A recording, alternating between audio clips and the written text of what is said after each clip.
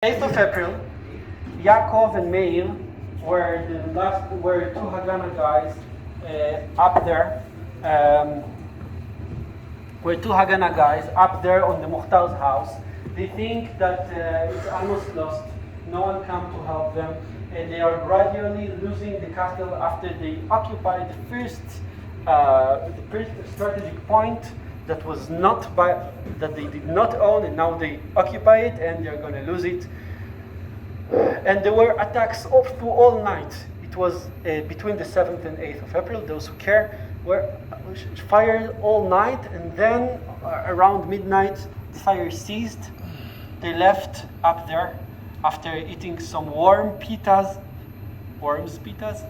and shooting some of their last bullets. And then they saw, as I told you, the fire ceased, everything was calm, and then they saw three figures coming toward them, and they said, finally the Palmach people are coming to help us. After we were yelling to them for so long, someone come to help us. And then Meir gladly shouted to them, Marhaba ya Jama'a. Just like the Palmach guys, they liked to talk Arabic. Within them use some Arabic phrases. So he said, Marhaba ya Jama'a. And then he heard back from the middle one of the three figures, personalities, the response, hello boys. British? So for 2 moments, Meir and the guy were staring at each other, and they understood that they are not from the same side. And the first one to shoot was Meir. Okay? Meir shot the guy fell down, and his two accomplices ran away. Okay? They waited for sunrise, and on sunrise, Yaakov, the commander, and Meir, the soldier, went down to see who was shot. So they saw a guy with kafia and with bullets, with a beautiful gun, and with a golden Quran, and they were looking for some driving license or ID to see who it is. And then on the driving license, they saw it's written Abd al-Qadir Musa Salim. And they reported in radio contact to the Palmach in Kiryat Arvim. We got here a guy, he seemed to be pretty important, not just a simple villager, and his name is Abd al-Qadir Musa Salim. Okay? And then, 2 hours or 3 hours later, in the radio contacts, the intelligence services of the Haganah started to hear a lot of reports, very stretched report. The bird was caught in the cage. The bird was caught in the cage. The bird was caught in the cage. And they say that this might be something very intensive going around the villages. And only then they understood that the guy that they just shot might be Abdul Husseini. They just didn't know how to read Arabic names.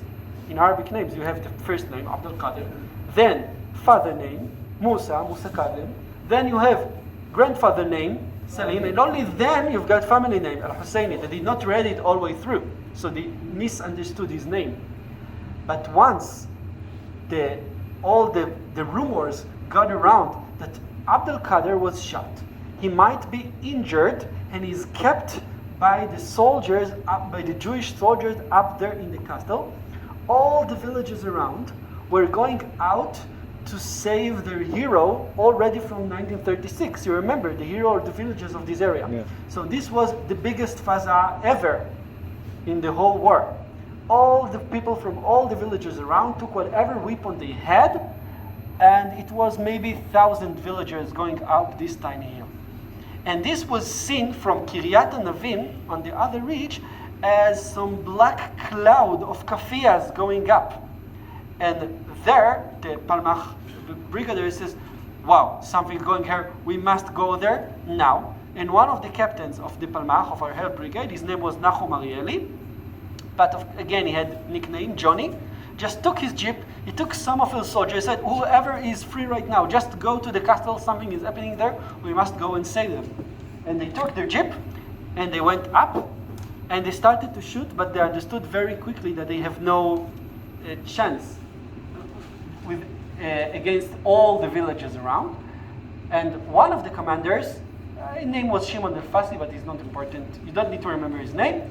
Just said one phrase, that in these conditions, we just need all the privates, all the Haganah to withdraw, and all the commanders, the Palmach, the commanders, will cover up on them. That's how you say in English? Cover them up, cover on them? Cover for them. Cover for them.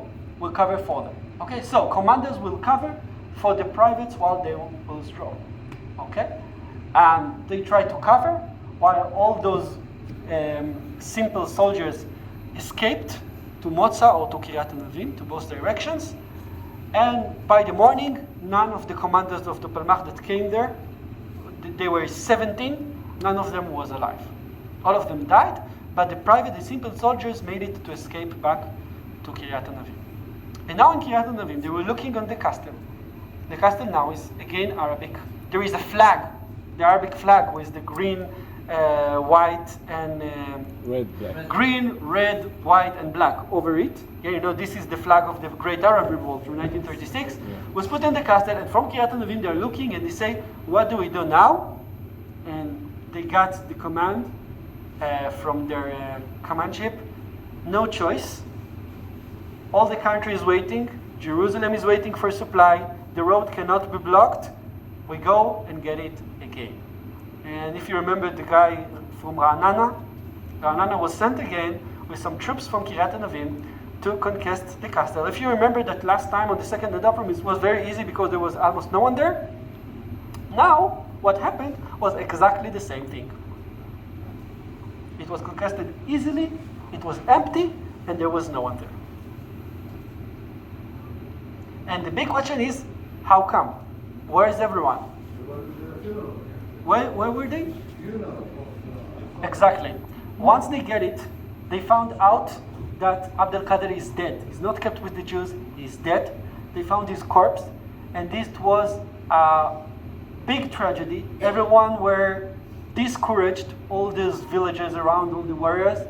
They were demoralized, they did not want to stay there, and all of them just want to make the last honor to their beloved commander, the guy who left the elite life in Jerusalem in order to fight with them, who left his tarbush for kafiyah, and all of them went to Jerusalem to accompany him in the funeral, exactly when the Palmach troops went up and retook the castle quickly and easily, and the demoralized villagers never came to take it back.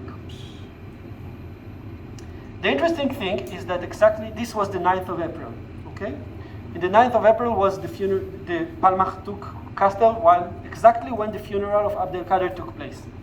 But some Lehi and Etzel warriors on the same morning, being kind of shocked from everything happening in the castle, from seeing the Palestinian flag over the castle, decided to conquest another village that was really leading to Jerusalem. After Motza, between Motza and the entrance to Jerusalem, there was another village, again, very pretty small one, named Der Yassin. And exactly the same morning, 9th of April, the Etzel and Lehi came and fought in Der Yassin. And it was a harsh fight between the Etzel and Lehi, the more like extremist organization, and the local villagers. And in this fight, women and children were killed. Actually, today we don't know the exact number, but it's between 80 to 120 killed in Der Yassin. Okay? All the other, we talk about 1,000 people that have been in the village. Around 100 were killed. Where are all the other 900? They escaped.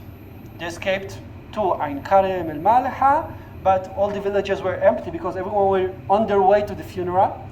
So they went with all the other to the funeral, saying, you don't know what happened this morning. The Jewish warriors came, and there was a fight, and they killed even children and women. Okay?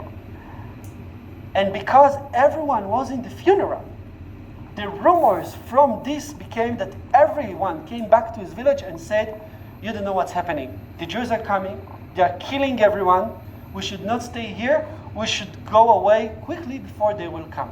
So today some research shows that all the sides, both Jewish commanders and both Arab commanders, have interest to talk of Deir Yassin with much bigger quantities than what was actually reported by those who escaped, because the Arabs, the local Arab leadership, wanted the Arab League to intervene to say, you see, what do we deal with? They are actually doing massacres. You should send us as quick as you can most of the weapon. That's why the Arab leaders have the interest to make it bigger, to enlarge the number of Deir Yassin. And of course, Ben Gurion had exactly the same interest to say, you see those Etzel and Lehi guys, they're crazy extremists. We need to disarm those organizations, to take all of their weapon to the Haganah, to the Palmach, and make an army and disarm Etzel and Lehi because those guys are crazy. So today we know that the exact number is around 100, but both sides, the Jews and the Arab leaders, tend to increase it more and more and more and more and more. But the effect after the funeral was that all the villages around knew that Jews are killing every Arab, and this is what's happening. With no reaction? With no reaction at all? Was what? With no reaction from Arabs at all? That's what was told. The stories each time became even more like there were stories about rape. Okay, no one from Deir Yassin village, when they tried to interview the people who actually been there, told anything about rape. But this was added later. Okay, because of the big catastrophe of just occupying the village, but some of the Etzel and Lehi were actually shooting even women and children. This became bigger and bigger with time, with rumors. It was not the Palmach Brigade? No, Etzel and Lehi. Etzel and Lehi. In Deir Yassin. And to sum up to all of this, exactly on the same date, 9th of April, the Fawzi al-Kaukji troops, Jesh al-Imkad, failed to take a kibbutz in the north. So they actually had a failure as well on the same day. That's why a lot of researchers say that the 9th of April is the date that Palestine was lost, the Palestinian country was lost. Okay? And yeah, they said that this date, the funeral of Abdel Kader, with Deir Yassin, with the Jesh al-Imkad failure in the north, all together, made the 24 hours that made the Palestinian state be lost. Okay, and actually from this point till the 14th of May, the troops of the castal will continue to conquest Suba and Saris and Beit Mahsir and all the villages around. And by the 14th of May, 14th, when the state of Israel was declared, the road was open. The road was already taken and open. Of course, the day after, now the Arab armies entered and a new war started. Yeah, the second war of independence. But the fair war of independence was ended on the 14th of May, when the village around road number 1 was not a danger for Jewish caravans anymore. But this is the 6-day war. The 6-day war. No, I'm in 1948. I said that before 14 May and after 15 May, when the Arab countries entered with their armies. It's really 6 days also. No? Yes. From 8th to 14th, it's also 6 days. 6 days, maybe, yes. The same. No, but it's April and May. Okay. It's April and May, it's not the same. 36. Okay, any question? Yeah, so it was 36. like more, it's mental war, more, and then we go back to the history of the